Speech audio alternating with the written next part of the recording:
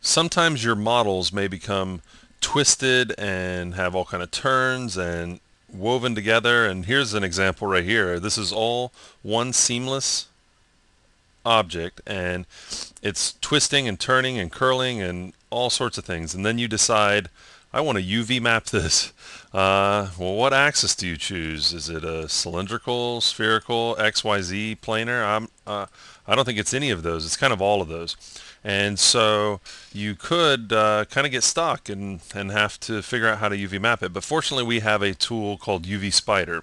And UV Spider is kind of like bandsaw, where it'll find the loops for you and it can map it for you, and it'll be a nice clean map. So what I thought we could do is take a look at UV mapping this seamless mesh, which is one of the most extreme that I could come up with for the twists and turns and curves and things like that.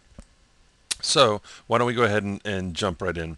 I'm gonna go ahead and switch to 4 windows. Let's open up the UV texture window, and I'm gonna start with this area right here. And my goal is I'm going to select these two and select loop, so you can see it goes all the way around and then connects back up. Okay, so what I'm going to do is I'm going to select this area right here, this polygon right here, come over to the map tab, and under texture, more, UV spider, I'm going to call this braid ring.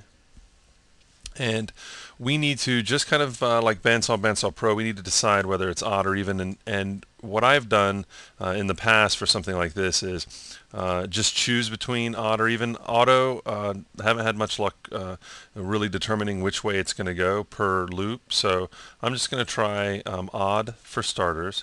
And then instead of filling up the entire map, I'm going to say I want to go from 0. There's 4 loops around. So I'm going to go and break this up to 0 to 0.25, which would fill up a quarter of our map, and click OK. And what it did was it just took the entire loop around and added it. Let's deselect. It added it to the UV map.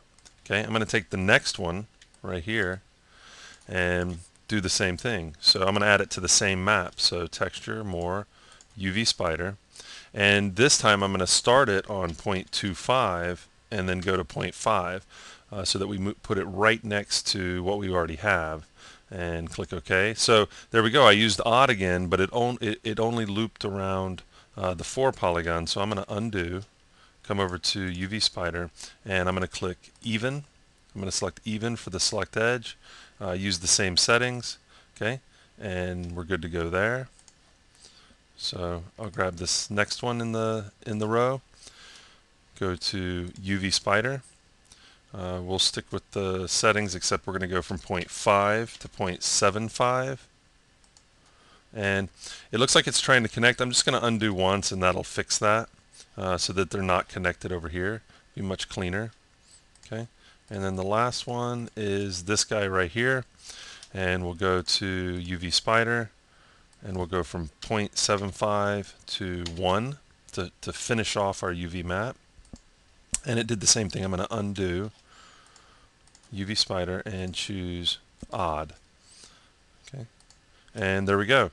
So what could have taken my entire day if I had to manually do it, we made light work of using UV Spider. So what it does is it's got to be a quad mesh, and it goes and does the equivalent of select loop, or when you're working with Bandsaw or Bandsaw Pro, and it goes and finds the loop for you.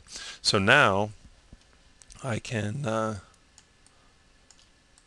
select these just to give you an idea. I'm kind of randomly selecting, but we've got it laid out nice on a UV map that we can go in and paint the texture. Everything is going to UV nicely. You got one map for the entire thing, and I didn't have to jump through any hoops.